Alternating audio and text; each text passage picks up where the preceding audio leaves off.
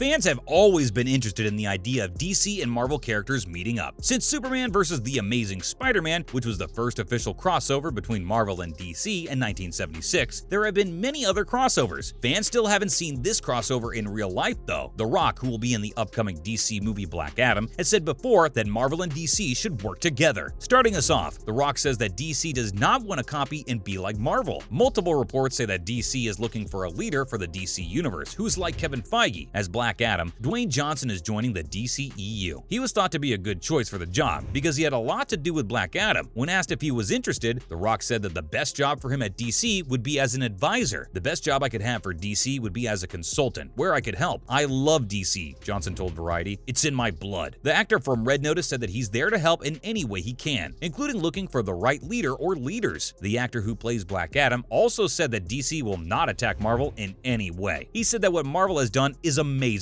but DC doesn't want to be Marvel. What they did is amazing, and I love these guys because we're friends, and they have been a big part of what has kept our business going for almost 20 years. So we don't want to be Marvel, The Rock said. We want to be DC. He also said that he doesn't want to eat that apple and would rather have a new one. He said that DC wouldn't copy anything from Marvel and would instead focus on making its own new era. Dwayne "The Rock" Johnson on Marvel and DC crossover. Even though the actor has said that DC doesn't plan to copy anything from Marvel, he has also said that DC and Marvel should work together. In the 2021 movie Red Notice, Dwayne Johnson acted alongside Ryan Reynolds and Gal Gadot. The Rock then said that he, Gal Gadot from Wonder Woman, and Ryan Reynolds from Deadpool could make it happen. Recently, the actor from Jumanji said that he is excited about the crossover, and he hopes that in the end, both movie worlds will have some kind of connection. Johnson told Variety, "I turned to Ryan Reynolds and Gal Gadot and said there should be a crossover. It might be up to us to make it happen. We'll see how things go." In a recent interview with Variety, the actor from Fast and the Furious said that he is always positive and that in his mind, anything is possible. "Let's start with where we want to get, and if the end goal is to have a crossover that fans will find interesting, smart, and cool," Johnson said, "that can be done." He was talking about the fans when he said, "If they want to see something like that, let's make it." Fans are very interested in the idea of a crossover between live-action DC and Marvel movies, but Marvel doesn't have anything like that in the works. Kevin Feige has also said that he is not working on such an idea right now, but he has also said that you should never say never. Black Adam, the next DC movie, will have The Rock in it. On October 21st, 2022, Black Adam will come out. Well, a Marvel-DC crossover is not such a great idea, given the wreck that the DC universe is currently in. Johnson's claim that anything could happen is probably true. A portal in the multiverse could open up and pull our Earth into a dark alternate reality where Disney has bought up every studio in Hollywood, not just Marvel, Lucasfilms, and 20th Century Fox,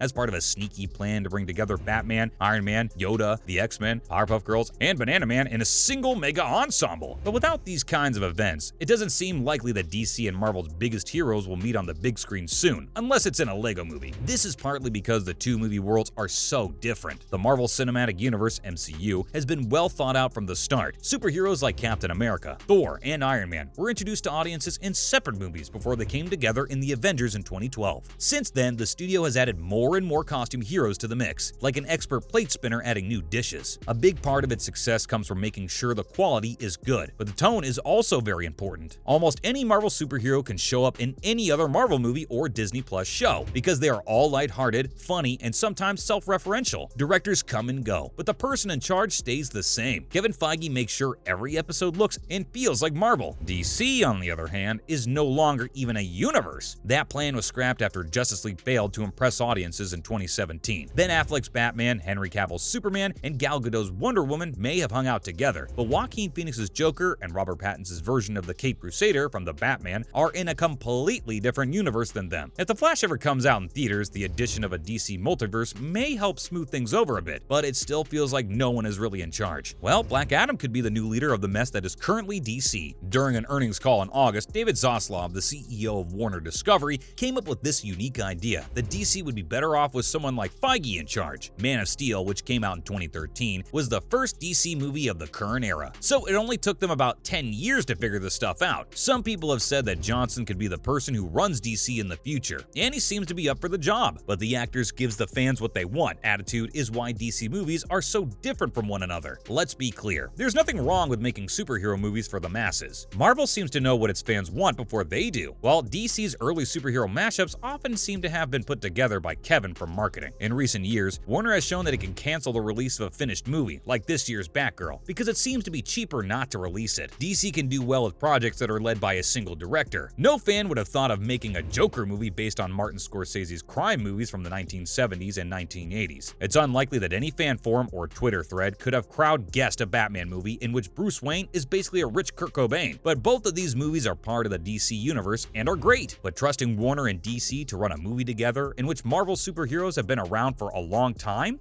That would be like giving the person who made The Adventures of Pluto Nash the keys to Star Wars. It couldn't and shouldn't happen as long as DC keeps making movies that are so different from each other. Johnson, on the other hand, wants Black Adam to fight Superman. Let's hope that when that movie is made, it's not just about two muscle-bound slobs beating the crap out of each other for no reason. And Kevin from marketing isn't allowed in the room where the writers work. Finally, how The Rock saved Fast and Furious and Black Adam's success can set a new path for the DCEU. Even though Vin Diesel and Paul Walker's return as Dom Toretto and Brian O'Connor in Fast and the Furious 2009 gave the franchise hope for a fresh start, Fast and Furious was still a long way from being the huge box office hit it is now. This changed with Fast 5, which was the first Fast and Furious movie to have a budget of over $100 million.